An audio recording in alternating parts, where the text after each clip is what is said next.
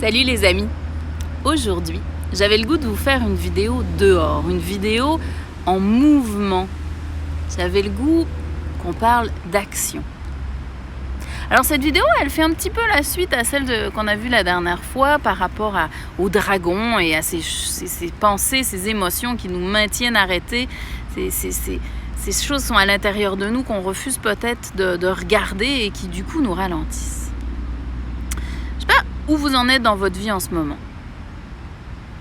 Mais il y a des moments où on regarde ce qu'on aimerait que la vie soit, on regarde nos projets et on se dit que la liste est tellement longue pour les changer, que ça a l'air tellement gros qu'on n'y arrivera jamais, qu'on ne sait pas par où commencer.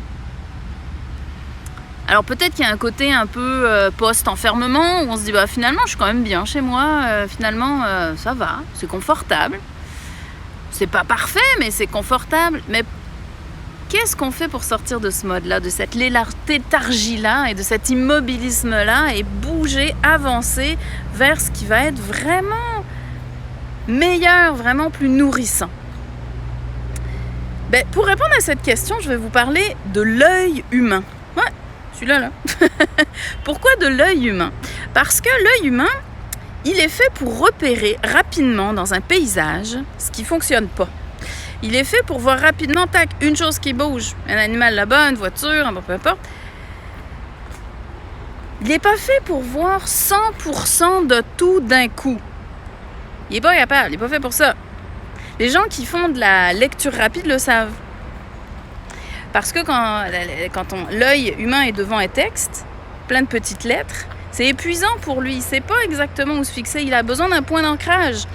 Alors ça peut être un stylo, ça peut être un doigt, mais ça va aider de pouvoir diriger l'œil facilement vers une chose. Et du coup, on prend moins d'énergie à lire, ce qui fait qu'on peut lire plus vite. Ce détour, ce ralentissement, quelque part, on utilise autre chose, permet vraiment d'aller plus vite. Puis il y a une chose avec la vie, il y a une chose avec votre quotidien, c'est que la vie, elle n'est pas faite pour être regardée. Elle est faite pour être vécue. Alors comment on fait pour se mettre en mouvement? Comment on fait pour changer ce paramètre-là? Comment on fait pour bouger? Un truc tout simple, qui fonctionne très bien pour moi en tout cas, c'est de se dire c'est quoi la prochaine première étape. La prochaine première étape, pas les 24 prochaines étapes. Parce que souvent quand on regarde un projet, ce qu'on va se dire c'est j'ai tellement de choses à faire, la liste elle est tellement longue, et pourquoi et comment et qu'est-ce que je vais réaliser et est-ce que c'est la bonne chose pour moi? Et plus on est dans cette logique-là, moins finalement on avance et moins on sait dans quelle direction on est supposé d'aller. Alors de se dire c'est quoi une chose, une petite chose, une bouchée à la fois que je peux faire pour aller créer la vie que je veux, pour aller créer mon meilleur. Avancer, rester dans le mouvement, pas rester dans l'immobilisme, même avancer pas vite, mais avancer. Alors vous allez me dire, Julie, la prochaine première étape, on n'avait pas vraiment besoin de toi pour ça, on était capable de le figurer. Alors le figurer et le faire, c'est deux choses, mais ce que je vais ajouter à cette notion de première étape, c'est l'idée de viser. Sachez vers quoi vous voulez aller, prenez le temps de nommer votre rêve. Sinon, on fait des actions un peu erratiques dans différentes directions et finalement, on n'avance pas. Imaginez que vous êtes dans une situation où je fais une action là, je fais une action là, je fais une action là, je ne sais pas exactement ce que je veux créer, mais je fais des choses. C'est comme de poser un pied dans le sol. Une partie de vous qui ne veut pas vraiment avancer, elle n'est pas prête, c'est pas clair. Puis il y a l'autre qui est bien énervée puis qui, elle, fait plein de choses. Elle fait plein de choses. Plein de choses. Vous avancez pas, là, vous tournez sur vous-même.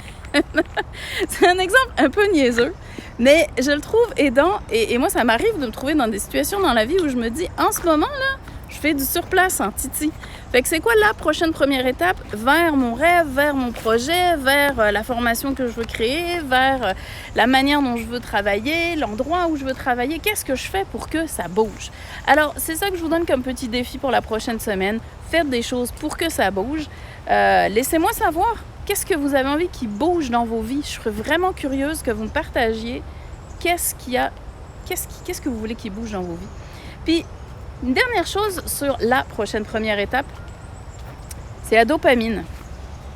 dans votre liste de choses à faire mentales, que je vous conseille fortement d'écrire, ben, chaque fois que vous scratchez un item, chaque fois que vous dites « OK, check, c'est fait, yes! » Ben, ça vous fait une petite décharge de dopamine. Et ça, oh, miam miam, c'est bon. Le cerveau, il aime ça, la dopamine. Le corps, il aime ça, la dopamine. Parce que ça vous donne une sensation d'être plus fort et ça vous donne de l'énergie pour aller de l'avant et faire quoi? La prochaine première étape, ce tube est fait. Alors, partagez-moi savoir qu'est-ce que vous avez envie de réaliser. On va échanger sur tout ça. Dites-moi aussi ce que vous pensez de la vidéo. Mettez-moi un petit like, un commentaire. Vous pouvez vous abonner à la page ou à la chaîne pour pouvoir être au courant des prochaines vidéos. Je vous souhaite de belles avancées et je vous dis à très bientôt.